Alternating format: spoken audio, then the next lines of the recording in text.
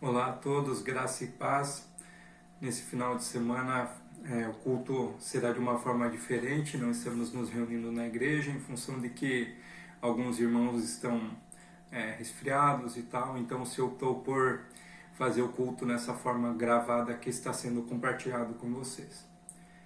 Para esse final de semana, no programa A Mensagem Está Comigo, e eu vou meditar um pouco sobre o texto que está no livro de João, capítulo 21, nos versos 15 ao 19. Mas antes eu quero contextualizar um pouco esse momento, essa porção da palavra. Jesus ali, ele aparece pela terceira vez aos seus discípulos após sua ressurreição. Então ali está Pedro, juntamente com outros discípulos, e eles estão na pescaria. Pedro que, juntamente com seus discípulos, viveram toda essa experiência do ministério de Jesus, caminharam durante 3 anos junto com Cristo, aprendendo os ensinamentos e sendo preparados para que Jesus tinha para eles no serviço, no apostolado, após o cumprimento do ministério de Jesus aqui na Terra. E após esse evento da ressurreição, alguns discípulos começaram a retomar suas vidas, porque devem ter ficado desnorteados, e o que vai se suceder agora, o que vai acontecer, né? E alguns tornaram as suas atividades de rotina, a sua profissão, né? Como Pedro, que era pescador, ele estava ali nesse momento pescando, estava lançando as redes ao mar. E Pedro, ele junto com os outros discípulos, passaram aquele tempo ali e não pegaram nada. Então esses homens, eles viram um homem à beira da praia e ele mandou para que lançasse a rede mais uma vez. E eles lançaram a rede e ela se encheu de peixes. Então eles conversaram entre si: não, é o mestre. E Pedro já se lançou à água para se encontrar com Jesus. E nesse momento em que eles estão ali, né, muita coisa deve ter passado na cabeça deles sobre o que haveria de acontecer daquele momento em diante. Jesus já não estava mais no meio deles, né? Jesus estava fazendo apenas aparições eventuais, assim, né?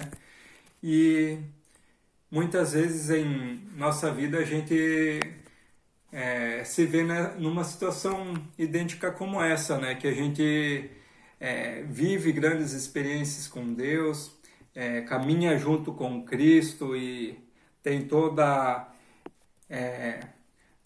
essa, às vezes, euforia de estar junto com Cristo, ver grandes milagres, ver as maravilhas que Deus faz em nossa vida e através de nossa vida, mas chega um momento que parece que aconteceu aqueles eventos, se passam, acaba toda aquela euforia e a gente se vê: e agora? O que eu vou fazer? Para onde eu vou? E na nossa vida a gente parece que dá uma parada, assim, né? Nessa caminhada de crescimento, nessa caminhada de desenvolvimento junto com Cristo. E esse momento é um momento em que nos leva a refletir muito sobre o que a gente passou, sobre o que a gente vivenciou. E com certeza Pedro ali nesse momento ele estava refletindo muito sobre esses eventos que tinham acontecido nos últimos dias, nas últimas semanas, especialmente pelo fato de que teve alguns... Pedro, ele sempre foi uma pessoa chave, sempre muito envolvida em todas as situações e onde os discípulos estavam. Jesus tinha algum ensinamento especial e à parte. Pedro era um homem que sempre estava presente, né? Pedro era um homem que estava ali sempre envolvido Então, por exemplo, lá no capítulo 16 de Mateus, Jesus ele questiona os seus discípulos sobre quem eles acham que ele é. E em Mateus 16, Simão Pedro já responde e diz: Tu és o Cristo, o Filho do Deus vivo. Já entra decidido, já fala a palavra, e Jesus fala assim para ele. Disse-lhe, e Jesus respondendo disse-lhe: Bem-aventurado és tu, Simão Barjonas, porque não foi carne e sangue quem te revelou, mas meu Pai que está no céu.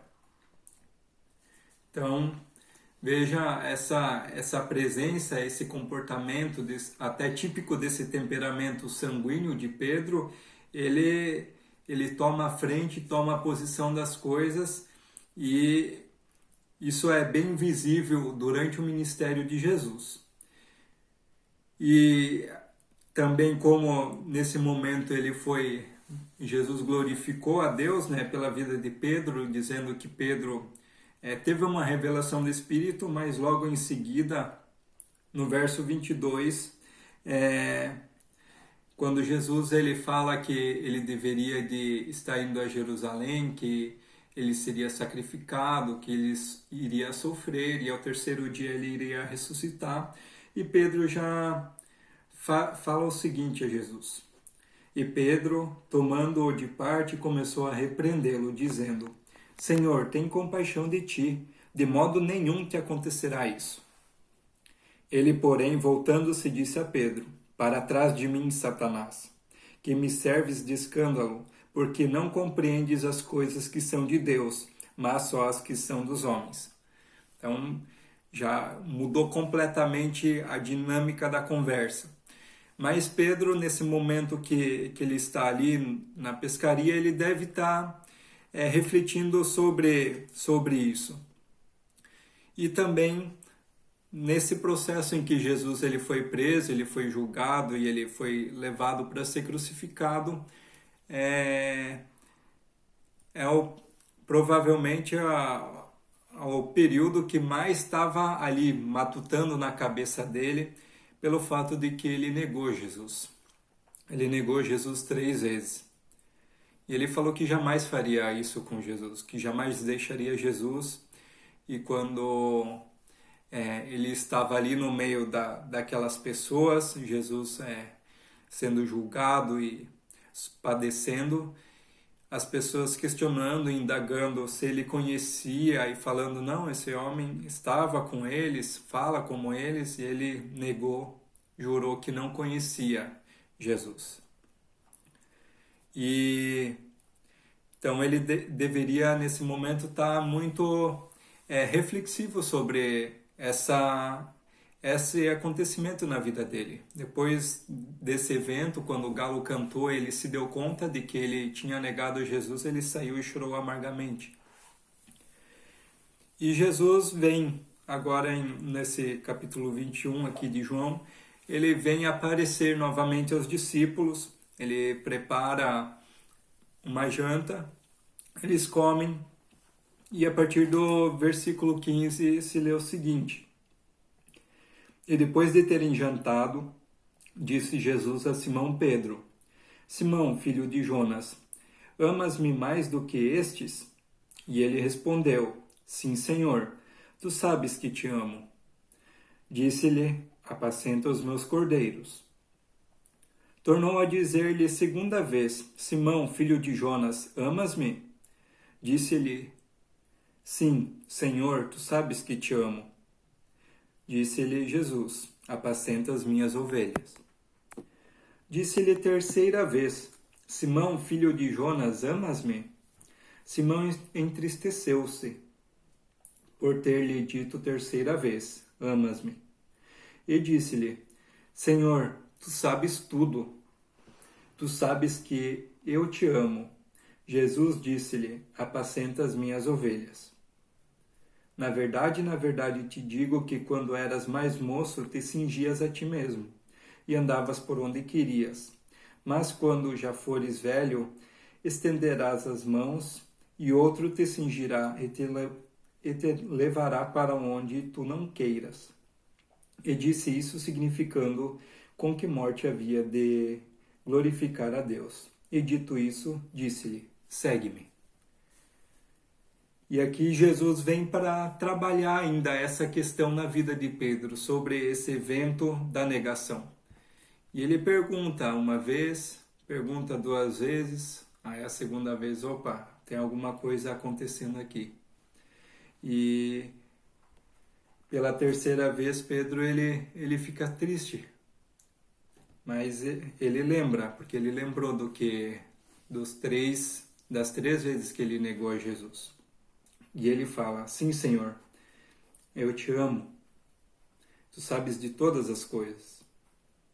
E Jesus o desafia a apacentar as ovelhas. Esse trabalhar de Jesus na vida de Pedro, ele prepara, ele restaura o coração de Pedro e a mente, né, sobre o que ele tinha experimentado nessa negação. E nesse momento Jesus ele termina o curso dos ensinos, provando o coração de Pedro, restaurando-lhe a paz e a confiança. Então Pedro ele precisava ter essa paz e essa confiança restaurada para seguir no trabalho, para seguir como apóstolo dentro do preparo que Jesus tinha dado para ele nesses 3 anos. E muitas vezes a gente deve parar para pensar sobre quando Jesus vem ao nosso encontro e Jesus ele busca em nós algo, busca uma resposta, busca uma posição. E como a gente tem respondido?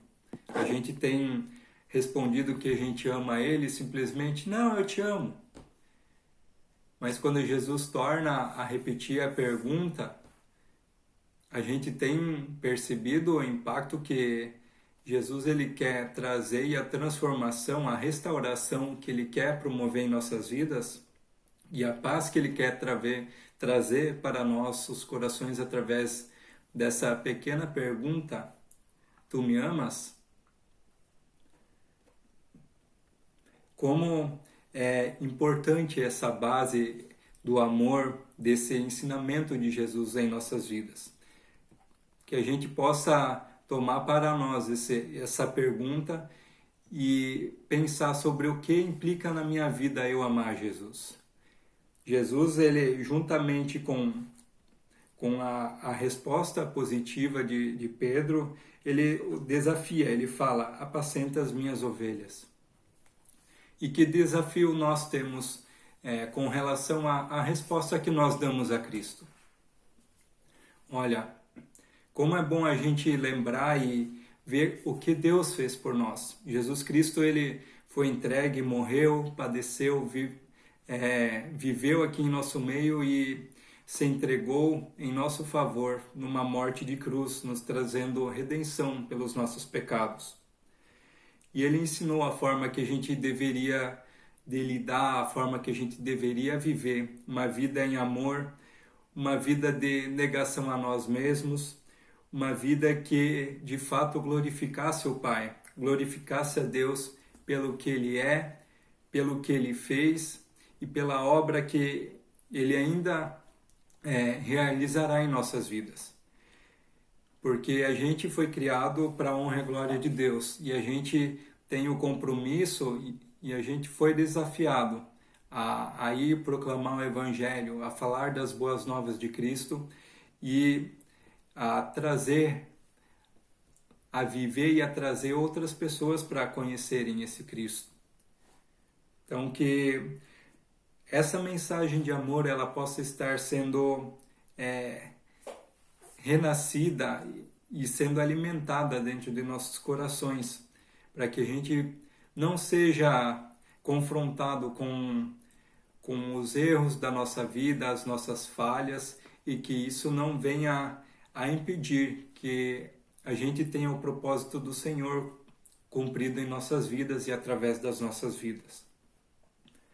No meu período de faculdade, teve uma fase que eu tive assim mais ou menos como Pedro, né? Aconteceu tudo, Jesus morreu, ressuscitou, e aí Jesus tá ali, e Pedro torna a viver a sua vida antiga de pescador, né? Voltou à pescaria. E uma fase da faculdade, eu tive um distanciamento, assim, mas não de Deus, de Cristo, mas da comunidade, das dos cordeiros, das ovelhas. E essa fase, ela foi uma fase que eu entendi que eu precisava, que eu poderia viver distante de uma comunidade religiosa, que não precisava disso para eu viver o meu cristianismo. E num certo dia eu estava caminhando e pensando sobre como a minha vida estava seguindo, e o Espírito Santo falou ao meu coração e me tocou da seguinte forma, de que eu estava perdendo. Na verdade, eu estava perdendo. Eu não estava vivendo uma vida de pecado, não estava fazendo coisas erradas ou que desagradam a Deus, mas eu estava perdendo na comunhão com os irmãos, na comunhão com a igreja. Porque se eu já não vivia essa vida de prazeres, das festas, da universidade e tal, eu estava isolado, vivendo o meu cristianismo sozinho. E aí isso me impactou, porque eu percebi o quanto eu estava perdendo, de fato, no relacionamento com as pessoas e de estar vivendo os milagres, a obra de Deus, de estar compartilhando a fé e testemunhando a obra de Cristo em nossa vida. E isso é importante para nós porque não deixa a brasa se apagar rapidamente. Essa comunhão, esse testemunho que a gente vê dos irmãos, ele faz com que a gente cresça na fé. Ele também nos motiva a viver uma fé genuína e uma fé de comunidade, uma fé em que a gente pode compartilhar as obras, as maravilhas, aquilo que Jesus tem para nós e tem feito em nosso meio. E nessa mensagem nesse momento eu me voltei e voltei a participar de forma integral e presencial na igreja, né? Claro, eu tinha dificuldade às vezes do deslocamento, né, de Florianópolis aqui, porque lá eu não tinha uma igreja onde eu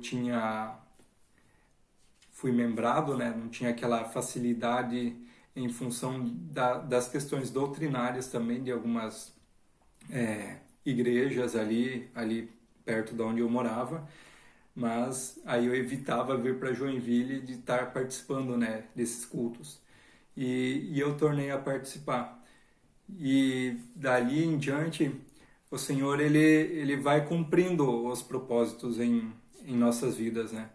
E ali eu pude perceber logo depois de um tempo que eu fui usado para iniciar um trabalho de evangelismo dentro da moradia, em que a gente reunia as pessoas, moradores, para ter um momento de meditação na palavra, um tempo de oração, e que a gente pudesse compartilhar um com os outros, né? E ali eu percebi que era a forma que Deus tinha para que eu pudesse apacentar as ovelhas dele naquele lugar também.